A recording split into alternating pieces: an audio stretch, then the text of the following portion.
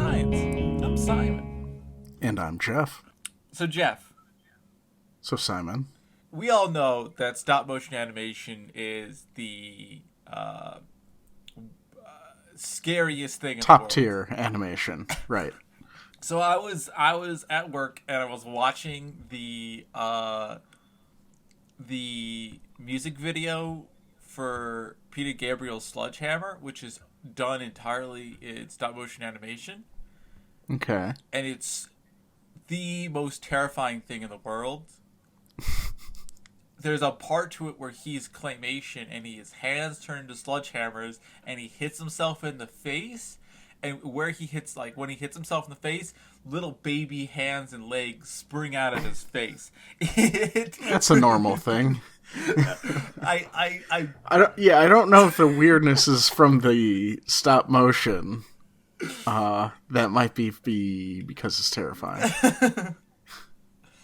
But I figured we would talk about probably the best claymation, stop motion animation, thing out there, which is Wallace and Gromit. Sure. Yeah. And you've never seen Wallace and Gromit. That's true, I've not. Which I think is absolutely insane. It's I don't engage in humanity, I think, largely, is the problem. It's not even like modern culture. It's just like any culture whatsoever. Right. We found Jeff and he was just in a room with nothing else. Sitting quietly, staring ahead. He had never heard of anything. I gave him a mic, said we were going to record a podcast, and he said, "What's a podcast? What's a mic? What am I doing?" They still haven't let me out of this room. This is bi-weekly. This is all the human interaction Jeff gets. So if things start to make a lot more sense with that in mind, yeah, true facts. True facts. So a brief overview: Wallace and Gromit is it's an English claymation series. That's really kind of like short vignettes. They're not much longer than like 30 minutes. There is a full-length film, but it's not as good as the shorts. It's English, and it's about an English inventor who is like a genius, unrecognized genius in his time, because his actual job is just as a window washer. But he keeps on coming up with like the craziest ways to do things. Like he's like it's all Rube Goldberg machines. That's the only thing he can ever invent.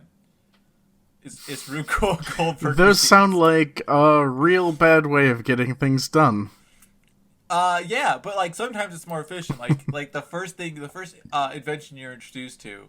This is great because I actually know more about Wallace and Gromit than I know about pretty much any other subject that we've talked about. The first invention they do is a window washing machine where they just essentially coat the entire building in soap and then just clean the windows. It's things like that. All right. So it's his job is or his partner is his dog, who is it's unclear his level of intelligence. It seems like he's actually incredibly intelligent, but like all comedies need that like grounding character, and they decide to choose their grounding character to be a dog that cannot speak. Right. And can just only... It's a logical decision to make. It is. It actually is very incredible because they do all of his communication with just his eyebrows and his ears. And it's so good. This is me trying to sell Wallace and Gromit on Jeff while we're doing a podcast. Oh, I mean, it's definitely in the queue of things to watch. I just like I had mentioned before, I will just rewatch Mushishi instead. I think it needs to be higher on the queue. Like between... I still haven't gotten past Mushishi. Yeah. It just keeps ticking back up at the top. I think it should be between like your 19th and 20th watchings of Mushishi. I think that is a conservative estimate at the number of times you've watched.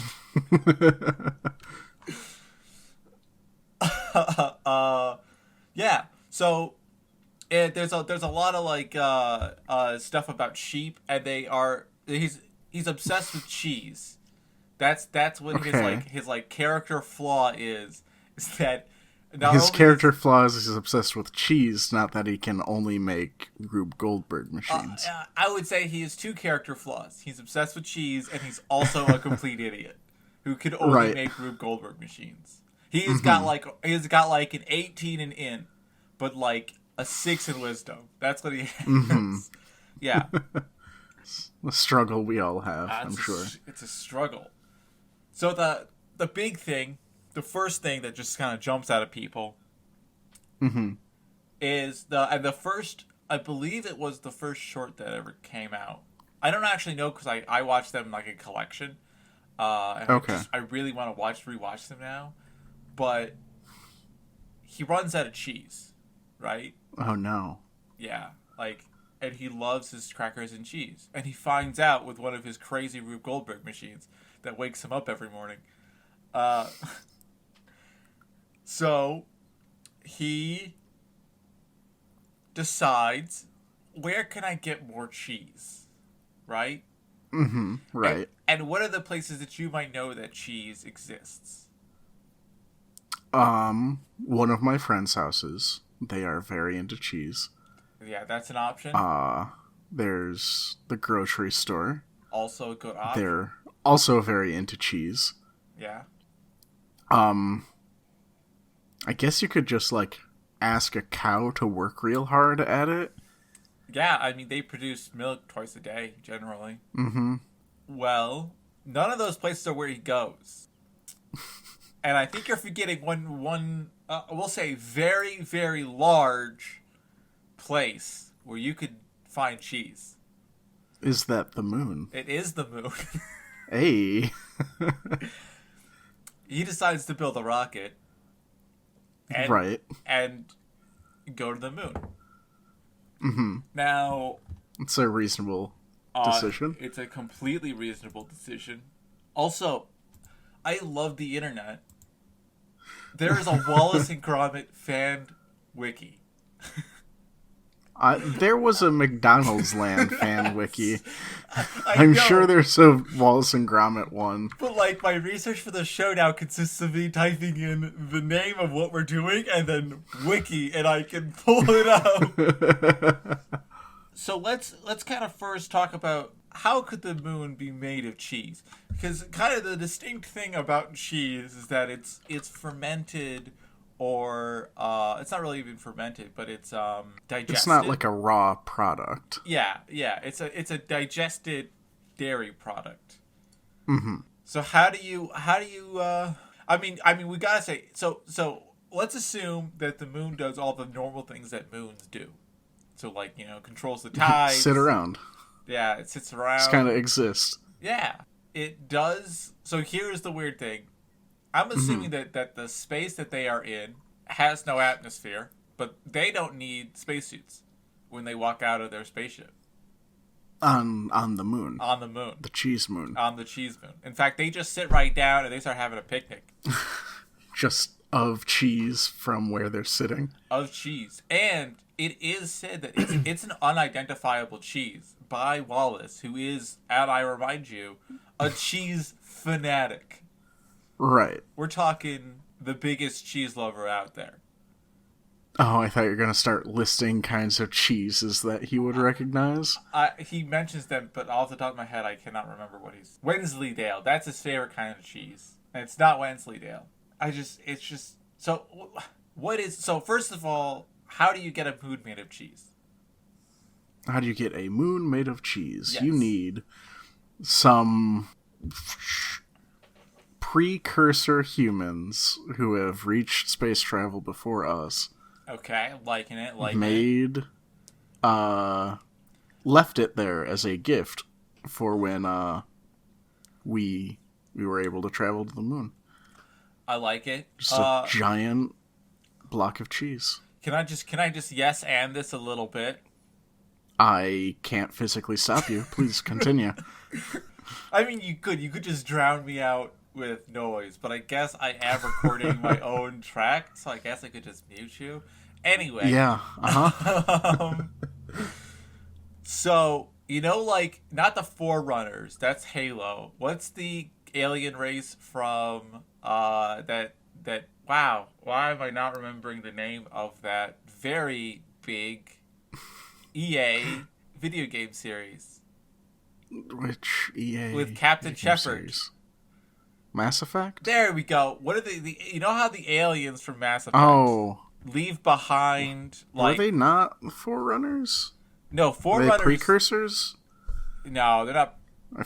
There's some name. Forerunners are definitely Halo, though. Although, I guess Forerunners also work for this. Wow, Halo really kind of just stole from Mass Effect a lot of their stuff. Anyway. Yeah, no, it's precursor. Is it a precursor? Yeah, according to the internet. Oh, okay, cool. So I trust them. You know how the precursors left behind all of their technology after they essentially killed themselves with their technology? Mm-hmm. What if this is a civilization that figured out, like, the true meaning of cheese? Like cheese was the pinnacle of their technology. This perfect kind of cheese. And they left it behind only because they have died out. And, like, it's like, this is dangerous technology, this cheese. Right. Well, maybe it's not that they've died out, but they've moved on to, like, intergalactic travel, and they left just the cheese moon there as, like, a cache to go back to. Oh, yeah. Or maybe they have, like the laws that are in the United States right now, where it's like, if it's older than, like, 80 years old, you can't move it. So, like, you just have, like, garbage in the desert that is illegal to move because it's considered, like, oh, it's historic. And they're like, not really. It's it's a wagon. It's not historic. It's just all of the ET carts. Yeah. Oh, yeah. Yeah, I like that. But so here's the question. Mm-hmm. Oh, do you think that, and there's the answer. Do you think that this is them, that they're preserving the cheese? I mean, imagine a better preservation for cheese. You got to keep it real cold.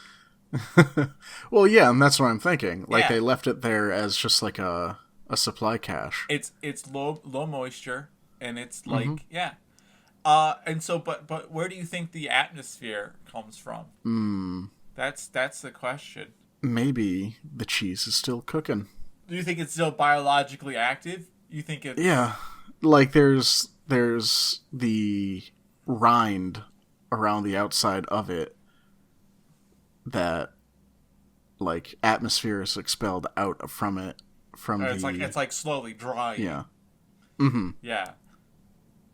But you have, like, the inner gooey core. Right, where all the good cheese is at. Yeah, so what we have described here, as I'm imagining it, is like, this is like an earth made of cheese, where you have like a crust of dried cheese, and then you have like a mantle of fresh cheese, and then you have like a core of just like fermenting dairy product. Yeah, no, that tracks.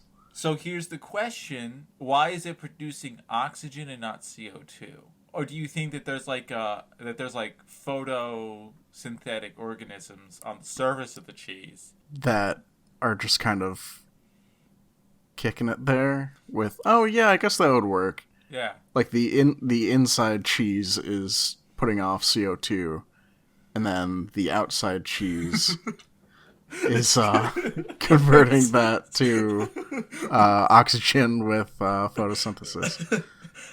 Yeah. Just like, I have a degree in engineering. And this is like the most engineering. This podcast is the most engineering I get to do, and it's a little ridiculous. I like that. I think that that's a great idea. So there is one thing, and this is kind of what I was thinking with like the precursors of the Forerunners. There's a creature that lives on the moon. Okay. And it is called, I mean, creature's a loose term. It's more like a robot. and it's called the Cooker. It's pretty much like a nickel-powered... You know what? I will look up a better description of it because I have it right here. Sure. For a grand day out. Is a gas cooker on wheels with a coin slot, and he is, like, powered by coins. Like, you have to put in the coin. That is what I was going to ask you to clarify. Is it nickel like the metal, or nickel like coins? Yeah, no, I meant nickel like coins. It is a coin-op robot living on the cheese moon. Living on the cheese moon. That is an actual... It's an oven, is what he is. He's just an oven on wheels. And he really likes to clean up the moon and keep the moon... Really keeps the moon safe. Because whenever they, like, cut off a piece of the moon, he tries to glue it back in place. Okay. He's also obsessed with skiing. Now, do we think it's sapient, or is it just, like, following its programming? I don't know. It seems like it only loves skiing once it sees a magazine about skiing. Okay. And then it tries... So it has some sort of, like, self-learning... We think so. Yeah. I would say... Or self-learning, or at least... Yeah, I would say self-learning. I would say learning might be a little bit too... I think we need to go broader than that. Like, it has the ability to take in information and do something with it, but maybe not create, like, completely original ideas with it. Because I think... So it can, like, just, like, a mimicry. Like, oh, here's a skiing magazine. This is people doing this. Yeah. And now it is doing this. So that's what I would say. I mean, it could be learning, but I would say that we need to do, like, a broader scope, not to limit ourselves. Right. Do we think that this is technology that has been left behind by we have to come up with a name for these aliens, because I feel like we're running into legal issues by mentioning forerunners and precursors as many times as we have. Well, precursors is generic enough. Cheese cursors? Do you want to go with cheese cursors? I love it so much. Cheese cursors. God, that's so bad. No, it's so good. It's the cheese-based economy. Cheese-based intergalactic travel. Right. So, like, it was definitely left there as a custodian, right? I think so. I think it was either left there as a custodian, or it was a custodian and was left there. Okay. However, why would you have a custodian that's also an oven? You gotta melt the rind back together. Oh, so you think that the fact that he's an oven is really so that he can just, like, melt cheese so that he can reform? Yeah. So the problem with that is that he actually in the show, and I like it. If this hadn't happened in the show, I would totally agree with you. But I mean, we gotta stick to canon here. Oh yeah, of course. Wallace directly cuts off a piece of like a stalactite of cheese, tries it, and then puts it on the ground. And is it stalactite or stalagmite? Whatever that comes from the ground. Mite. Okay, it's a stalagmite. And the little cooker takes the part that Wallace cut off, and he glues it back on. He doesn't melty cheese it back on. And I feel like, that's this. Yeah, no, that's a pickle right there. It is a pickle. It's a toughie. Maybe he's like a really poorly made custodial. Like he is like competing software where, like, his software is like, you have to protect the moon, but you also have to repair the moon.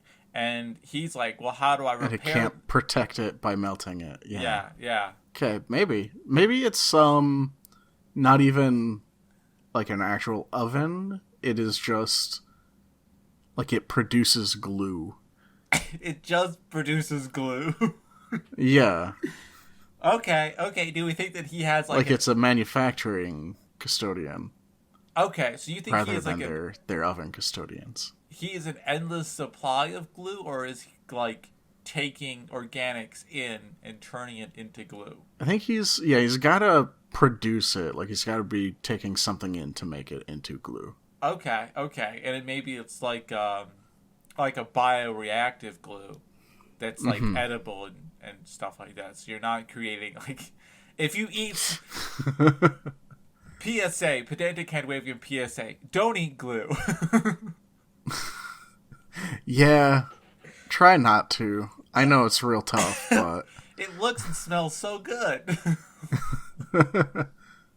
Especially those purple glue sticks. Oh man. Yeah, I remember being a kid just smearing that all over my tongue. I actually did that. I mean, what else would you do with it? Yeah, and it doesn't really taste bad. It had a very interesting flavor, is what I remember. Well, now I'm tempted to send you some glue sticks and have you test the taste again. No. It was I had like that. No, please don't. I would feel obligated to. I would feel it would feel social pressure to eat glue sticks, and that's not good. Yeah. But I like it. Like, yeah, I'm thinking like the Elmer's glue that they give to children. That's like edible. Yeah. That's kind of what they use. Or that's non-toxic. I guess I should make again non-toxic PSA for Pedantic. Non-toxic does not mean edible. Right. There's plenty of things that are not rocks are non-toxic. They will hurt you if you eat them, though. You know, I don't know if you... Also, please do not eat rocks. So yeah, PSA, don't eat Again, rocks. equally difficult to not eat rocks as to not eat glue, but please don't. I think we're really just coming apart with Simon might have pica. Today we learned. Okay, I like this. I like this kind of idea. So then if he is just like custodian, why does he need mimicry? Why does he really like the idea of skiing? Maybe it's less he was designed for that as much as he was kind of left on his own and like his code has started to corrupt. So he's like gone through a few updates, and he's like I need something else. Like I need. Okay. Well, it's not even necessarily like he's gone through updates and needs something else. It's just like he goes over a bit of code, do XYZ, okay, and then it saves it, but it was corrupted. It's like do X, Y, and also ski. Man, you are on fire this episode. I like it, because if I do remember, he gets like electrified or something, and that's one of the things that, or he like falls over. Something happens, and it like resets him, and he now loves skiing. Oh yeah, that's definitely got to be what it was then. That's got to be what it was. Man, I really want to watch Wallace and Gromit right now. I want it so much. I'm just thinking of all the things I have to do today, and I'm like, where can I fit in Wallace and Gromit? You could just ignore all of your responsibilities. I'm considering it. Oh, this Who's is an going to stop you? You're locked inside. Well, I'm not locked inside, but no, that's just me in my quiet room. Yeah, exactly. I mean, it's you were self-isolating before anyone else. Well, that's because I didn't know anyone had existed yet. Exactly. You just thought you were the forbidden experiment, which is kind of why you. Okay. Oh my gosh, A Grand Day Out is 1989. That's old. So here we go. We're gonna talk about my favorite character. I believe everyone's favorite character. It's a character called Feathers McCraw. Okay. Yeah. And he is a criminally insane penguin who is okay. I think I'm vaguely aware of this fellow through the zeitgeist. Yep, he's definitely got a meme, and he comes up with the ingenious, let's say, disguise. And it is where he takes a rubber glove and he puts it on his head, and he becomes a chicken. Right, makes sense. The question What's the question? So the question is, why is there a criminally insane but highly intelligent penguin in this world? Like obviously most penguins are not follow the law. But they follow. Yeah. Everyone knows penguins neutral lawful. I mean, they're not a lot of fun to play D&D with because they're always just like, guys, let's just follow the law. You gotta just follow the law. This penguin, chaotic neutral. Sorry, chaotic evil. That's what I meant to say. Okay, so we have a very intelligent, very evil penguin. Very evil penguin. Do breakfast cereals exist in this world? Are you saying... I mean, I see no reason for this not to be a crossover. I don't see a reason why most of our worlds are not existing in the same multiverse. Right. So are you saying that maybe he's an escaped... failed attempt at a cereal mascot? Yeah. Okay, and it just happened to be a penguin. Mm-hmm. Okay, so what he does is he rewires one of Wallace's Rube Goldberg machines. Okay. Which are it's ones that put his pants on every morning. And of course, it's those ones. And he rewires it to be a robotic pair of pants that he can control. Okay, makes sense. I guess. Makes sense. The issue being, it has. I am completely fine with it. I believe that is completely scientifically accurate. You could definitely create robotic pants. Right. Yeah. And they are called the techno trousers. The issue being, they can hold Wallace upside down. Like, how do you mean they can hold him upside down? Like he is on the ceiling? Yes. So the question is, okay, how are these techno trousers holding him up to the ceiling? Well, I mean, he would have to be strapped into it, I guess. He would. So he doesn't fall out of them. Issue being, they also have to occupy the same area that normal pants do. So normal pants are not strapped into you. I don't know about that. I don't think... Well, maybe they're just normal pants, though. I can be upside down and not fall outside of my pants. I feel like I don't know if I would or wouldn't. I feel like you just got to get a better belt. Yeah, so you're just saying that... That's the trick. It tightens his belt. It's just so tight. It's just so tight. I honestly think that doesn't work because Wallace wears either a jumpsuit or I do believe he wears suspenders. Yeah, see, that's the issue. This one is... He doesn't wear a belt. What the Feathers McGraw made, right? Yeah.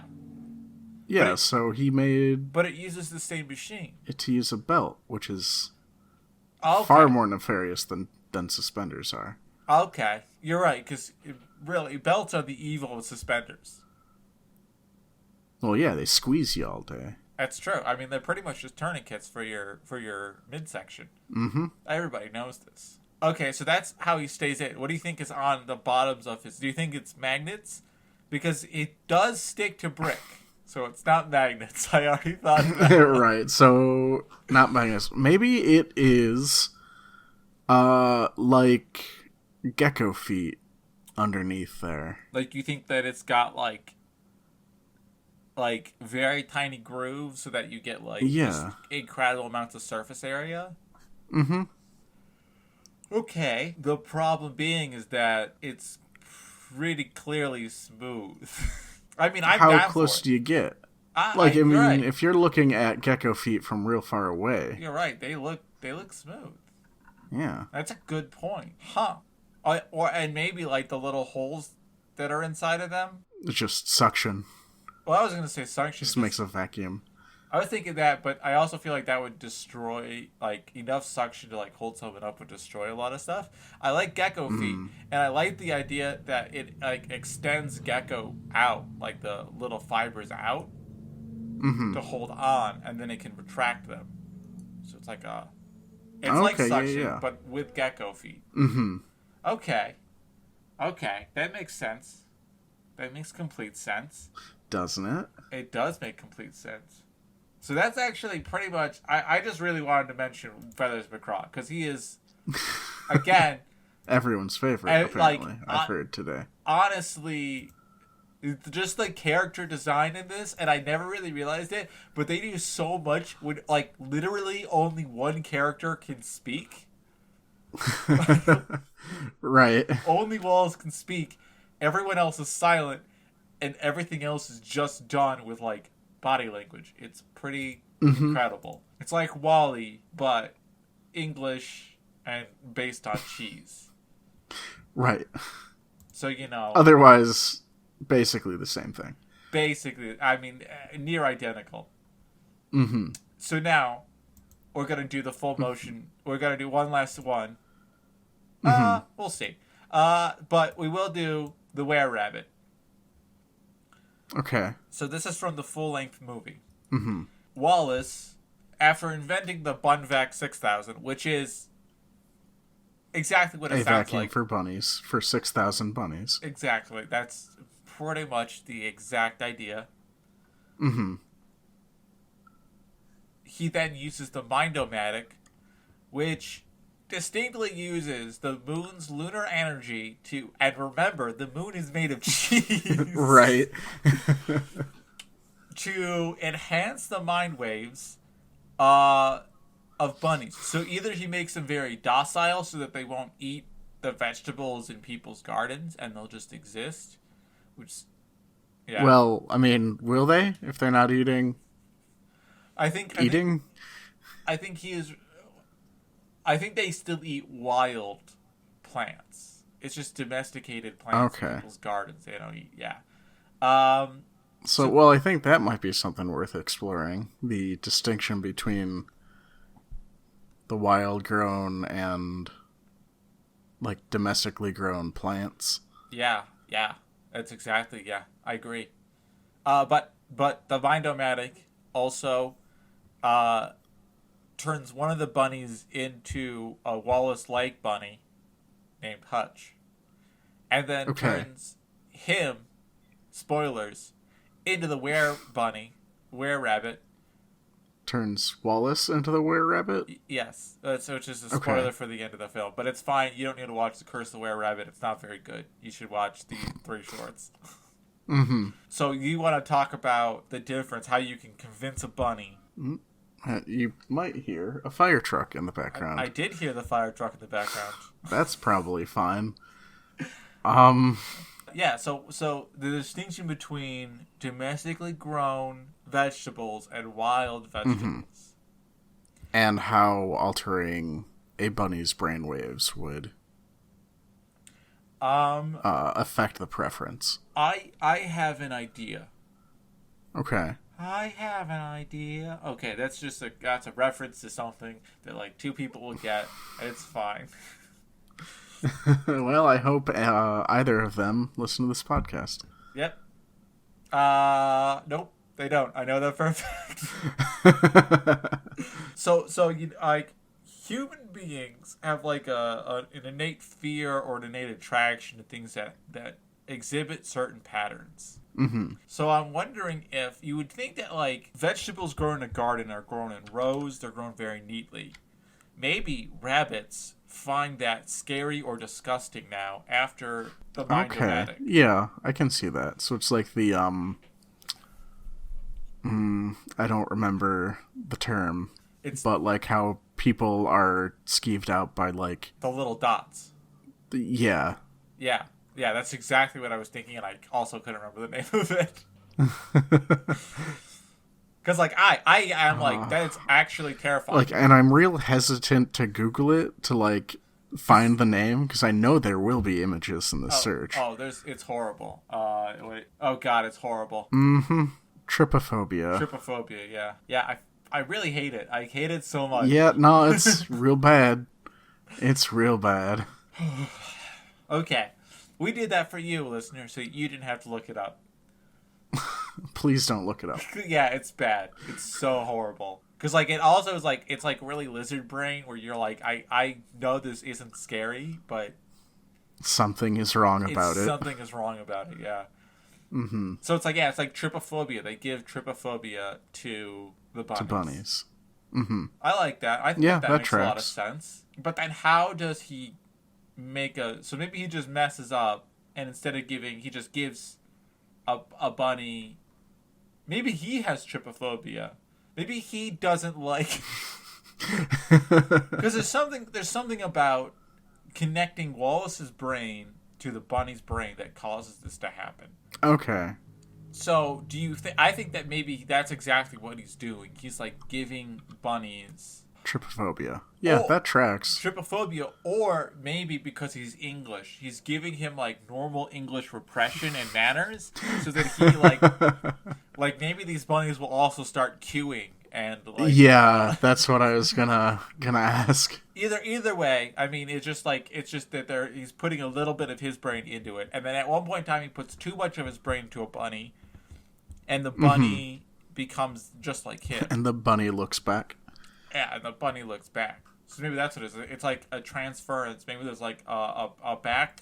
What is it? Backfiring? Back feedback? Feedback? Feedback? Yeah, we got there eventually. And that's what causes him. So then why does he turn into a were-rabbit? Because the were-rabbit is a giant rabbit. Okay. Yeah, that would be difficult to explain with like just brainwaves, like for it to be altering the genetics and like the.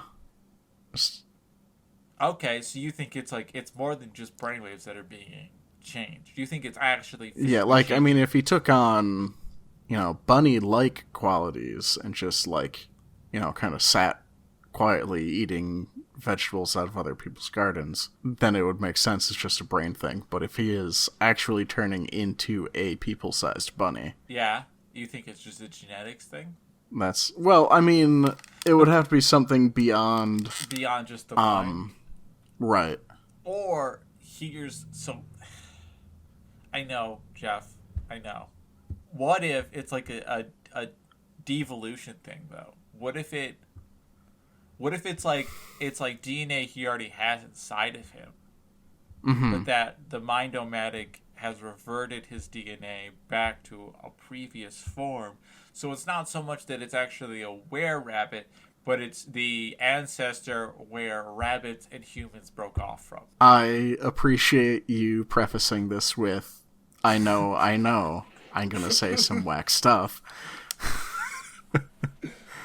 And the reason I want to do that over like just a straight genetic shift is because I cannot in my brain come to the conclusion. Figure out a way to justify it? Well, figure out a way to, like, how did the rabbit then not become more human-like? That's what I'm wondering. Why is it just Wallace that experienced this genetic shift?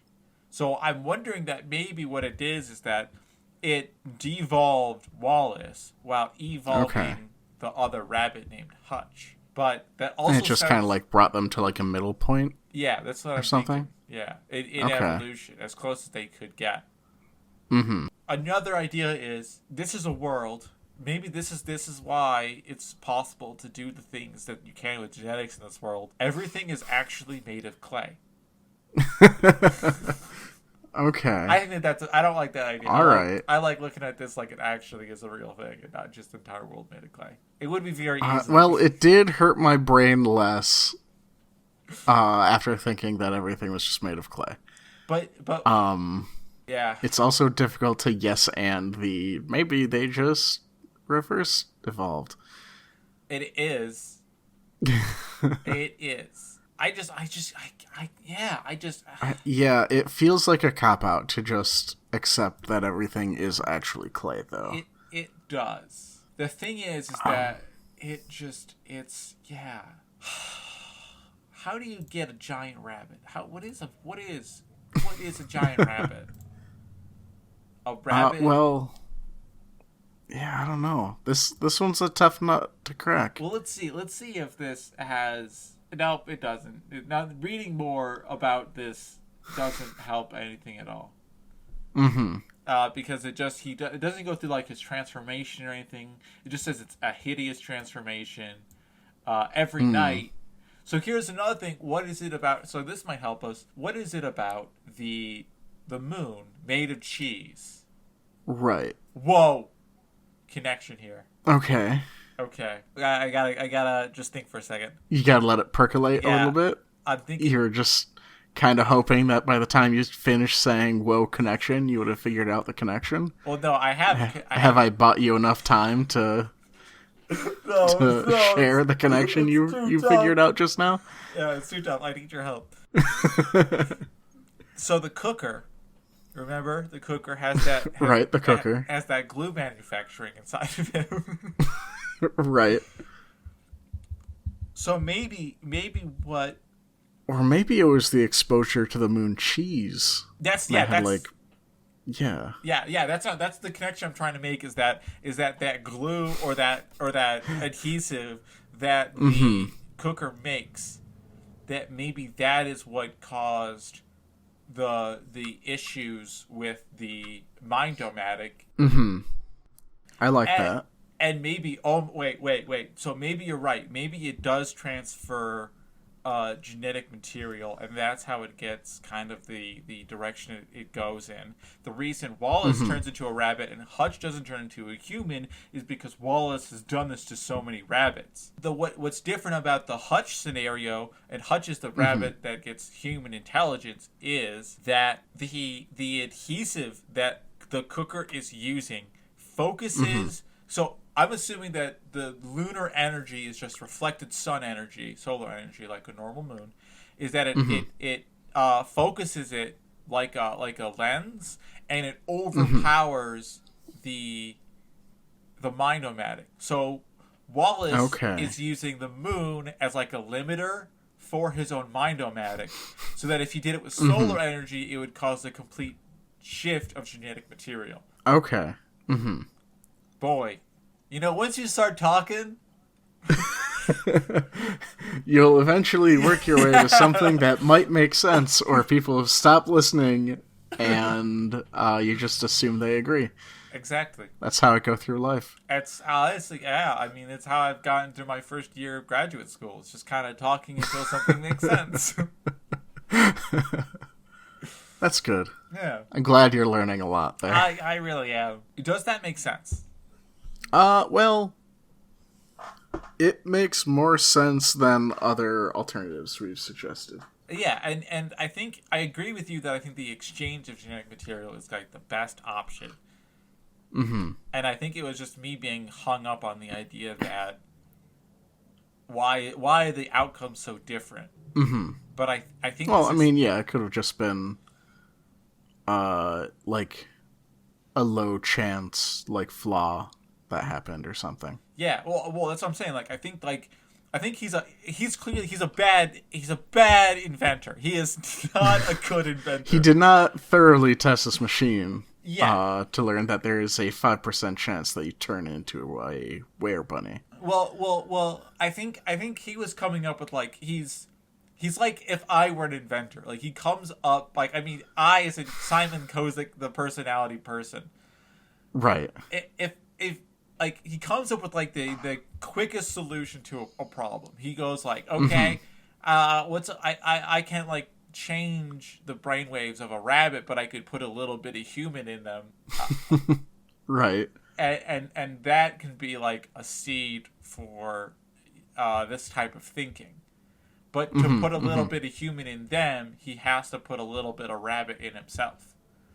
Right. And so he, instead of putting a real limiter... Oh, so they just hit a critical capacity of rabbit inside him? Yeah, essentially. And what causes the transformation is, instead of putting an actual electronic limiter, like a voltage or what are they called? Whatever. A bonometer. Is that a bunny meter? Okay. No, but instead of putting an actual electronic limiter on his machine, instead he just says, "Well, I'll just only use a low energy source." Which is the reflect. Okay. Instead of using solar energy, I'm going to use lunar energy. Okay, and he's just able to harness that directly from... Yeah, he uses solar cells. Okay. He uses photovoltaics, dude. Come on. Well, then I don't know what the difference would be. Well, because you would get lower energy because you already have going through the reflection. So that's what he's doing. Instead of getting direct solar energy... okay, so he's not, storing the energy. He's just, using it as using it as it comes in. Okay. Yes. And so that's the way that he's reducing the amount of material that gets passed between him and the bunny. But when like the moon is just shifts in a certain way, or it moves it moves enough in just its path that it hits a part of the moon that has been repaired by the cooker using his glue, and that changes the amount of energy that's being reflected by the moon, increases the amount of material being passed back and forth between Wallace and the bunny, and that causes the were-rabbit transformation. But the reason Wallace turns into a larger rabbit than Hutch just turns into like a smart rabbit is because Wallace already has little bits of rabbit inside of him. So then it's like a critical mass scenario. Yeah. Okay, I can see that. I think I found a good conclusion. And I think it connects. You did. I think you found the best conclusion that exists. A lot of things in the world. I thank you for telling me that I found the best conclusion. I think I'm just so smart. I am just such a smart person. And that's right for you to think that. Yes. I have the right to think that I am a smart person. But yeah, I think that we've generated a pretty good world for Wallace and Gromit. It really fleshes it out, you know? It really fleshes it out. In a world that there's not a lot of backstory, rarely any at all, we can just feel free to just run rampant and invent an entire... This is the great thing about fiction. You know, stuff doesn't make sense. Nothing can stop you. Yeah. You know, it's science fiction. Stuff doesn't make sense. It was aliens. That's all you need. Right.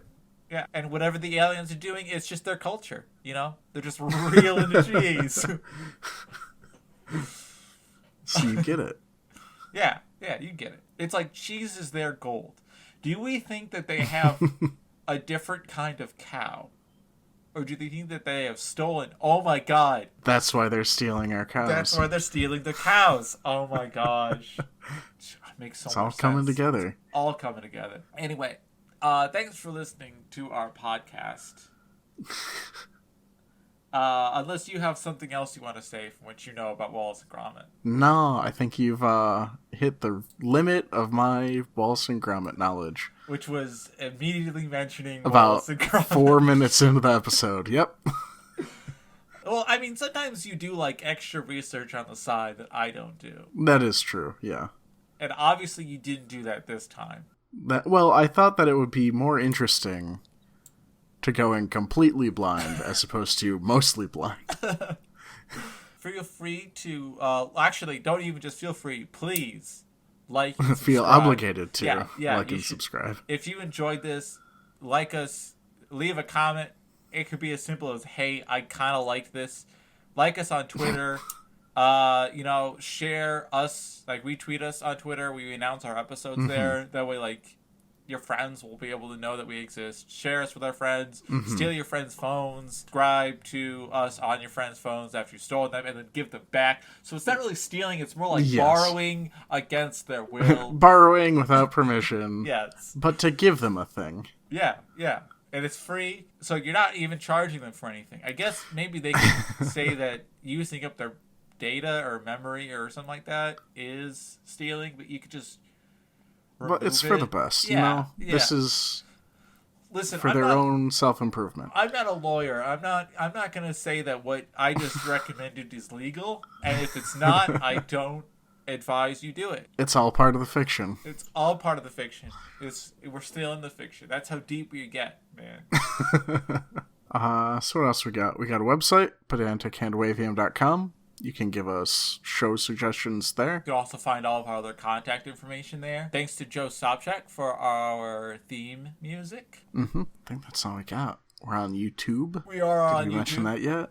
Nope. But I haven't updated YouTube in a long time. Like 10 episodes. Alright, well, maybe don't check that out for a minute. We will catch up eventually. Yeah, we will catch up eventually. It's the summer now, so I'll have a little bit more time. My weekends will be free again, which will be nice. And I guess that's it. It. Yeah, I was going to mention... Have a good day. Yeah, you guys have a good day. I was going to say D&D episode. Eventually, once we can get people on the internet at the same time. Yeah, it's been postponed a little bit. However, I'm still keeping track of the people who are liking our podcast releases and things like that. And I will I will still make characters until I run out of characters of those people. So, just saying. If you want to be like some crazy mascot, like, I don't know, an elephant for a peanut-based cereal, which sounds horrible. A peanut bust?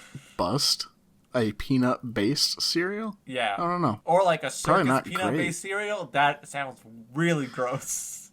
Yeah, no, that one doesn't sound good. Are circus peanuts trademarked? I should find that out. Anyway. Yeah, I don't know. They're gross. They're really gross. Yeah, they're the worst. They taste like styrofoam that has sugar in it. Well, that's because they're just styrofoam packing peanuts. Well, no, because styrofoam packing peanuts at least serve a purpose. I think if you were to pack a box with circus peanuts, you would not preserve that item. Or maybe you would, but it would be really gross afterwards. It would be like sticky and that one's definitely true. And very gross. Anyway, thanks for listening. We're really happy that you listen at all. Which sounds sadder than it should. Pull it back. It sounds real sad. Listen, we are all going through some rough times. And, you know, this is like the one creative endeavor I have. So, there you go. Shut up, Jeff. I'm a sad person. No, it's fine. I definitely just randomly burst into tears this last week while at work. I'm like, can't wait for that podcast episode we're recording. Yep, this is gonna be like also my one creative endeavor. Well, yeah. I mean, but being locked inside sucks. It does. It really does. I miss the outside and people. All right, yeah, and on that downer of a note, have a great day. I hope it's better than ours. The past, 3 episodes have ended like this. Alright, well, good night, everybody. We love you. Sweet dreams.